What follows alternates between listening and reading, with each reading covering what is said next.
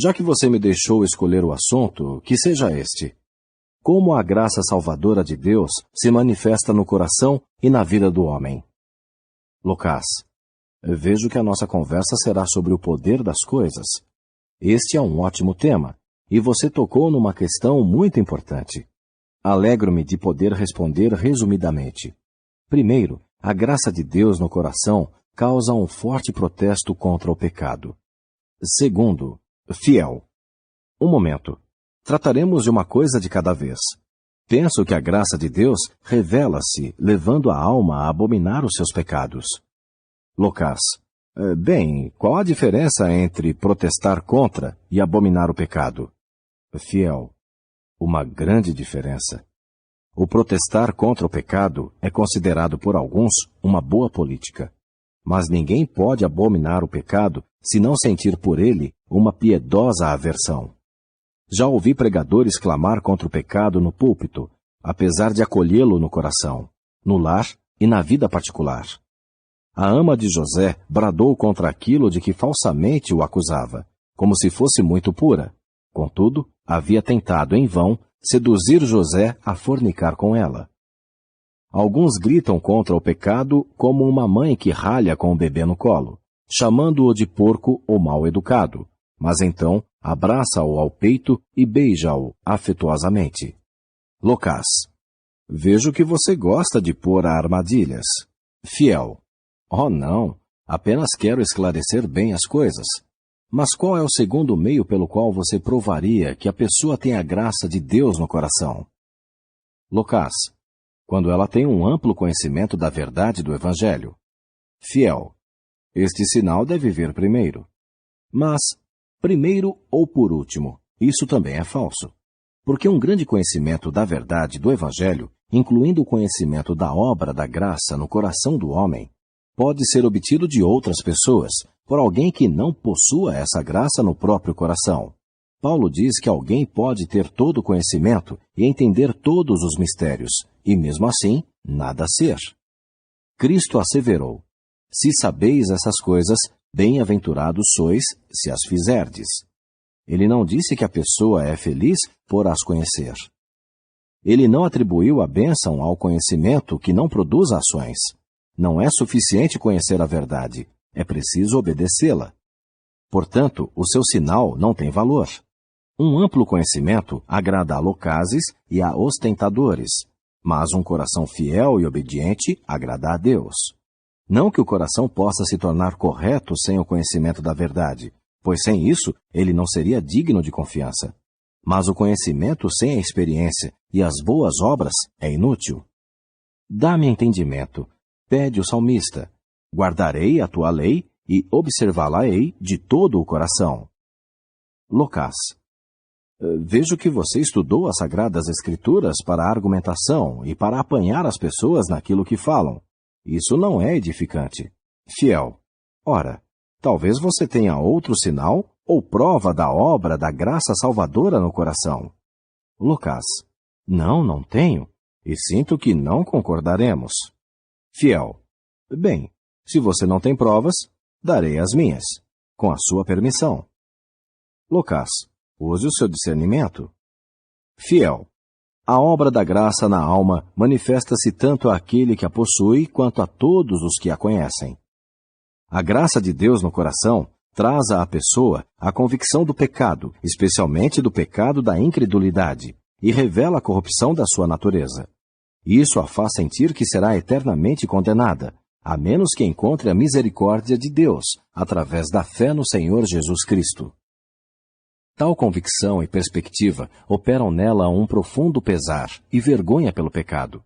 Então, por meio do poder do Espírito Santo e da Palavra de Deus, lhe é revelado o Cordeiro de Deus, o sacrifício perfeito pelo pecado, o Salvador do mundo, bem como a necessidade de aceitá-lo imediatamente como o único caminho da salvação. Isso cria na pessoa a fome e a sede de justiça, o que a leva a arrepender-se e a crer em Cristo para perdão e salvação. Agora, a profundidade de sua alegria e paz, de seu amor e santidade, de seu crescimento no conhecimento e no serviço de Cristo, serão determinados pela quantidade e força de sua fé.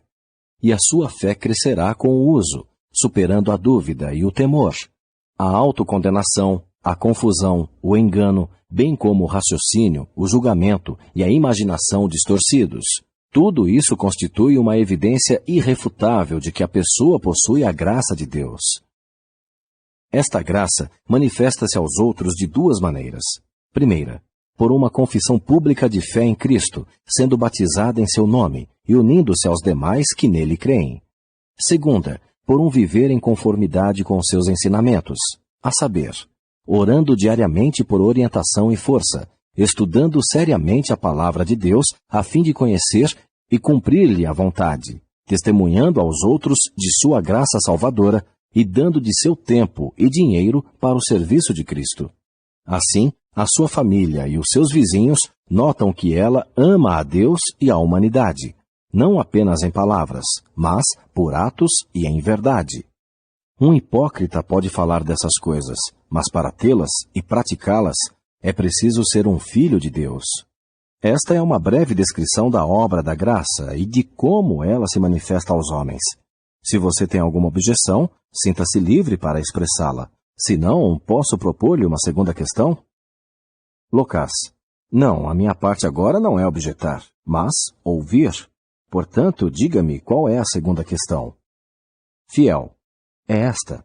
Você experimentou a primeira parte dessa manifestação em seu íntimo, e a sua vida e conduta diária manifestam-na aos outros? Ou a sua religião consiste apenas em conversa, em vez de atos e verdade? Agora, por favor, se você estiver disposto a responder isso, não diga nada além do que você sabe ser verdade e o que agradará a Deus, e nada além do que a sua consciência aprovará. Porque não é aprovado quem a si mesmo se louva, mas sim aquele a quem o Senhor louva. Ademais, dizer que sou desse modo quando o meu viver e os meus vizinhos atestam que estou mentindo é absolutamente pecaminoso. Locas, começando a corar, mas recobrando-se de seu embaraço. Você entrou neste assunto de experiência, consciência e Deus, e de apelar a Deus por justificação do que se diz e se faz. Eu não esperava esse tipo de questionamento, por achar que são assuntos particulares, e não me considero obrigado nem disposto a responder tais questões. Você pode considerar-se um examinador, embora eu me recuse a aceitá-lo como meu juiz. Mas, por favor, diga-me por que fez tais perguntas. Fiel, porque vi a sua prontidão para dialogar, e não sabia que você nada tinha além de palavras. Além de que, para dizer-lhe a verdade, ouvi dizer que a sua religião consiste apenas de palavras, e que seu viver cotidiano contradiz o que você fala. Disseram-me que é uma nódoa entre os cristãos, e que traz opróbrio à religião de Cristo, que alguns já tropeçaram em seus maus caminhos, e muitos outros acham-se em perigo de ser destruídos por seu exemplo ímpio. Além disso, contaram-me que a sua religião, as suas tabernas, a sua cobiça, impureza, blasfêmias, mentiras e companhias imorais andam juntas. O provérbio diz que uma prostituta é uma vergonha a todas as mulheres.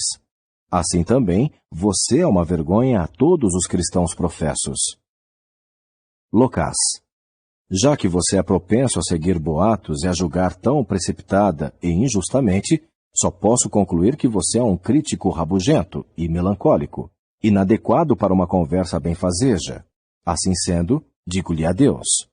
Cristão, havendo parado por um instante pouco à frente deles, caminha agora ao lado de Fiel. Eu lhe disse como seria. As palavras e a luxúria desse homem não combinam. Ele preferiu deixar sua companhia e desviar-se da verdade a arrepender-se e permitir que Cristo lhe mude a vida. Mas deixe-o ir. A perda é só dele. Ele poupou-nos da dificuldade de separarmos-nos dele. A menos que ele houvesse mudado, o que é duvidoso, teria sido uma ruína e uma nódoa em nossa companhia. Conforme recomendou o apóstolo, aparta-te dos tais. Fiel. Contudo, alegro-me de haver tido com ele esta pequena discussão. Pode ser que ele venha a pensar nestas coisas. De qualquer modo, fui honesto e sincero com ele, e sinto-me livre de qualquer responsabilidade se ele estiver definitivamente perdido. Cristão, você fez bem em falar-lhe claramente. Hoje são poucos os que tratam tão fielmente com as almas, e esta carência leva as pessoas a subestimar a fé cristã. Quando esses embusteiros locazes, cuja religião é apenas palavras, e cujo viver é devasso, e a conversa fútil, são admitidos no relacionamento dos cristãos com a esperança de que se convertam ou contribuam financeiramente. O povo do mundo fica confuso. Os sinceros angustiam-se e o cristianismo fica maculado. Eu gostaria que todos os cristãos tratassem esse tipo, como fez você.